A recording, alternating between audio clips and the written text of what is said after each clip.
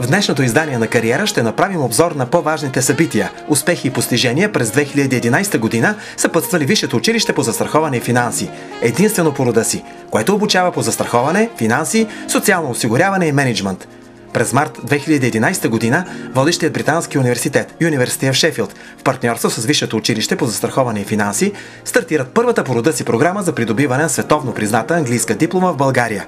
Тя даде възможност на всички желаещи студенти да получат познания и подготовка от най-високо качество, диплома от световна класа, обучение от британски преподаватели и достъп до академичните ресурси на Шефилдския университет. Това е както на времето обичахме да казваме, историческа стъпка или историческо събитие в развитието на Висшето училище по застраховане и финанси. Хората, които завършват Шефилд, веднага си намират работа. И то намират си работа на среден и висш, на състояние на среден и висш мениджмънт на големи корпорации.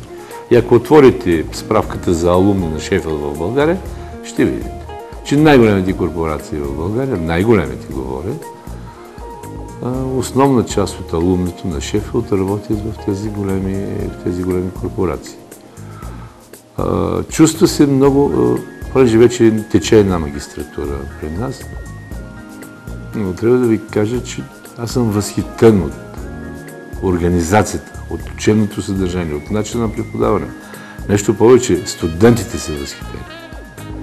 И става нещо интересно. Започва една промяна и при мен. Аз си мислих, че съм най-добър, от гледна точка на дисциплина, на качество и ред други, разбира се, в рамките на България. Но когато дойде Шефилд и започнахме магистърска програма, видях, че има много и съм щастлив. На практика съм щастлив, че правим това нещо. Шефилд, самата организация и управление на учебния процес е много различен от организацията и управлението на учебния процес, примерно в нашите държавни университети. А бъдете сигурни, че те са направили доста сериозно проучване преди да започнат да работят с мен. Значи с нещо от гледна точка на материална база, от гледна точка на качество на преподаватели, от гледна точка на организация на учебния процес, от гледна точка на динамика на развитие на програмите. Висшето училище по застраховане и финанси си партнира с над 70% от всички финансови компании и институции. Учебните планове и програми се съгласуват с водещи банки, застрахователни и осигурителни институции с цел подготовка на финансови специалисти с добра теоретична и практическа подготовка. Вкарвайки тези програми, развивайки ги, много ще ми се иска утре те да бъдат тези хора, които ще решат проблема с развитието на България. Така че да стане една по-красива и по-добра страна за живеене. Това е тяхната функция, това е моето пожелание към тях. Българските студенти вече ще вземат британски дипломи, без да пътуват до Англия, при което ще плащат 2 пъти по-ниски такси от връстниците си в Обединеното кралство. За решението да се създаде международен факултет в региона, разказва професор Пол Уайт.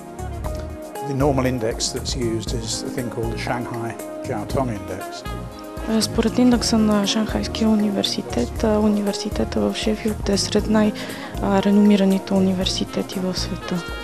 Видяхме възможност в Балканския регион да предоставим програмите на Шефилд, великобританска програма. Имаше изискване за такъв вид образование и възможността все пак да се развие такъв пазар. Умерен консерватизъм, сериозност и стабилност е образа на Висшето училище, изграждан през годините на своето съществуване. Кои са конкурентните предимства, които го отличават от останалите университети? И какво накара Шефилд да избере именно Висшето училище по застраховане и финанси като партньор за бакалавърски и магистърски програми в България? Вече предлагаме такива програми в Гърция. Предлагаме магистърски програми в доста други страни, включително и България. Заинтересовани сме да предложим всякакви варианти за развитие на студентите в България и в региона. Тъй като смятаме България за една от важните страни в Балканския регион, смятаме, че добрият вариант е да предлагаме и бакалавърска степен в България. Тъй като Висшето училище по застраховане и финанси има изключително високи стандарти, същите са и на Шефилд. Дойдохме в България, направихме своето проучване, ако щете, и решихме, че това като университет ВУЗФ е най-добрият вариант за нас и отговаря на нашите критерии за качествено образование. Новата учебна година за Висшето училище по застраховане и финанси започна на 3 октомври 2011 година под мотото «Бизнесът се учи тук». За мисията и посоката, която ги води, споделиха двама от идеолозите на университета – госпожа Детелина Смилкова, вице-президент, и доцент Григорий Вазов, президент и ректор на учебното заведение. Винаги сме били обърнати към нуждите и потребностите на бизнеса. Всяка година се опитваме да добавим нещо допълнително, дали нова специалност, дали промяна на учебните планове, за да можем най-накрая да изравним тези стандарти, за които постоянно се говори в публичното пространство, че нашето българско образование не отговаря на европейските, на западните стандарти. Ние това го постигаме и то не само на думи. Тази година отново можем да се похвалим, заедно съвместно с университета Шефилд в UK. Имаме 4 съвместни бакалавърски програми по финанси, счетоводство, маркетинг, менеджмент, бизнес менеджмент и технологии. Една нова специалност в магистратурата. Виждаме, че българите са готови да инвестират в своето образование, когато разберат, че то е качествено, когато им дава нови хоризонти, им дава шансове за развитие. Но още по-интересно е, че заедно с Cisco ние направихме една нова магистърска програма. Тя вече за момента се чете на български. Това е по програми на Стенфорд и Корнел, съвместно с наши преподаватели. И малко по-различно е разбирането за магистърска програма. Целта на тази магистърска програма е не само да им даде знанията, които те неизбежно, ако искаш, ще получат, но да ги научим да бъдат твърди, упорити, креативни и да търсят възможности там, където другите не могат да ги намерят. Имаме вече и една стена с наши партньори. Започнахме с съвсем 10 компании, вече те отиват към 100. Хвалиме се, че дори имаме свободни места за стажове. Радва ни това нещо, в същото време много ни задължава, защото една компания, ако се оплаче, че не е доволен на студент, това много ни притеснява. Знаете, че опитваме се да контролираме всички наши студенти. Невероятен интерес на корпорациите и на компаниите към университета. Не мога да се съглася с тези на много ректори на държавни университети, които смятат, че бизнеса не се интересува от студентите. Напротив, дори ще ви кажа нещо, което дори от суеверие не ми се искаше да споделя, но вече имаме компании, които правят заявка какъв вид студенти те искат в края на бакалавърската степен да отидат на работа при тях, което е някакъв нов момент в нашите взаимоотношения. Основната цел е успешна професионална реализация на студентите чрез поддържане на тясно сътрудничество с бизнеса. Около 90% от завършилите започват работа по придобитата специалност в банки, застрахователни, осигурителни и търговски дружества. Виждам в очите на тези деца и на техните родители едно невероятно доверие. Това доверие задължава, съответно и вълнението е по-силно. А новото е, че все повече в университета се говори на английски. Ние имаме вече над 100 човека, които работят и следват и учат по английски програми, т.е. изцяло на английски език. Цялата ми администрация е в перфектен английски. Преподавателите ми също, основна част от тях са с перфектен английски. И ние отиваме някъде в друга посока. Не в тази, която върви българското образование. На 22 ноември 2011 година на официална церемония Висшето училище по застраховане и финанси удостои с доктор хонорис кауза Питър Хайдо, един от основателите на Института за предприемачи на Cisco и генерален директор на Cisco Systems за Югоизточна Европа. Почетното звание беше връчено от доцент доктор Григорий Вазов, който сподели с екипа на кариера основанията си за този избор. Когато се присъжда една титла доктор хонорис кауза, се гледат два аспекта от биографията на даден човек.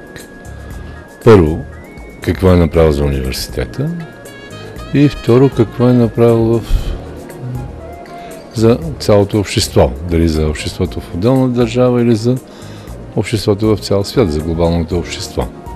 И когато разгледахме биографията на доктор Питър Хайдо, се оказа, че той е един млад мъж, който така е направил много неща в своя живот до момента.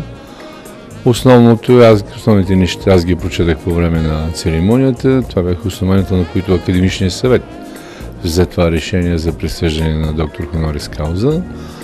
Но само с две думи, най-общо, като за телевизионно интервю.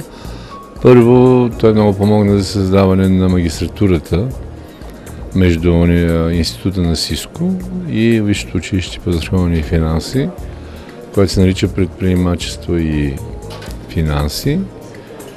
И другото вече за неговата биография в глобален аспект. Той е генерален директор на СИСКО за цяла Югоизточна Европа. Участвал и в разработването на много проекти и менеджерски решения за развитие на СИСКО систем. А другото, което е също много важно, има много, от гледна точка на технологиите за образование, има много сериозен принос. Изборът на Питър Хайдо за носител на тази титла не е случайен. Той е млад и модерен, визионер от глобален мащаб, бизнесмен с завиден опит, предприемач по начин на мислене и действие, който е готов да сподели своите знания и опит с младите хора. Той редовно през годината, тъй като разбрахте, има и българска жилка, има много сериозни приятели в България, той обича да идва в България и вече се договорихме да направим няколко поредици от лекции. И разбирате ли, много е важно, когато пред твоите студенти застане човек, твой доктор хонорис кауза, т.е. не това е на университета, който да ти говори за всичко това, което става най-новото в света, най-модерното, най-истинското. И да ти каже не само как става, а да каже как го прави лично той. Питър Хайдо е един от основните идеолози на Института за предприемачи на СИСКО. Той ръководи разработването и създаването на първоначалната концепция за програмата. Мисията на института е да научи местните предприемачи на уменията, необходими за успешното развиване на малък и среден бизнес, в съответствие с специфичните особености и потребности на всяка държава. Приема с особено вълнение почетното звание. So this is a great honor for me. За мен е огромна чест да получа тази титла, защото тя идва от един университет с поглед в бъдещето и аз съм много щастлив да допринасям за развитието му. Това е първата връзка между Висшето училище по застраховане и финанси и Института за предприемачество на СИСКО. И по програмата в България вече са обучени 100 души, а 50 се обучават в момента. Институтът за предприемачи на СИСКО в България си сътрудничи с Висшето училище по застраховане и финанси по създаването на уникален за страната образователен продукт – съвместна магистърска програма по предприемачество и финанси. Нашите очаквания са тя да бъде развита на базата на най-добрите програми в света, споделя доцент Григорий Вазов. Тук имаме едно съчетаване на тази магистърска програма между опит, предприемачески опит и за управление на предприемаческите финанси в света, съчетан с опита в България, т.е. най-добрият опит за предприемачество в България и успоредно с това с една стабилна теоретична подготовка в програмите и учебните материали, които ние предоставяме на студентите. В края на 2011 година се състояха полуфиналите и финала на първата национална викторина за общи познания, която се провежда изцяло на английски език. Един от организаторите беше и Висшето училище по застраховане и финанси, съвместно с университета Шефилд. Ентусиазирани от инициативата, организаторите и техните партньори вярват, че идейната проява по западен стандарт ще си заслужи своето място в училищния календар ежегодно. Безспорно, 2011 година за Висшето училище по застраховане и финанси беше успешна и запомняща се. Основен принос имат и преподавателите, учени с богат педагогически и практически опит, настоящи и бивши ръководители на държавни институции и частни компании. Пожеланията ми са за едно щастливо следване. Приятно, красиво, с всичките напрежения, с сълзите, с смеховете, с, ако щете, късането на изпит, ако щете, конфликти с преподаватели, т.е. ако щете, вечер, така, по-бурни вечери, на други ден да закъсняват за лекции. Тоест, нека да си бъдат студенти, това е моето пожелание.